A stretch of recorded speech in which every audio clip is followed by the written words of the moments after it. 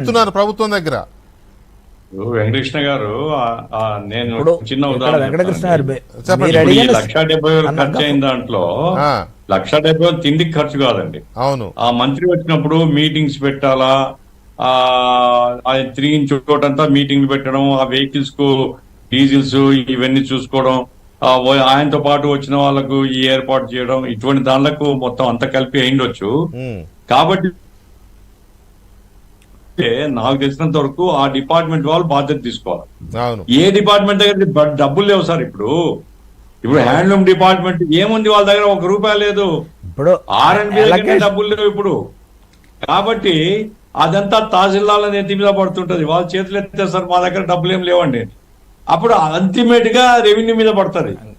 Revenue వాళ్ళు ఏదేదో ఇదిగో ఇట్లాంటి పనులన్నీ చేసి వాళ్ళు పోగు చేయాల్సి వస్తుంది. అది పరిస్థితి.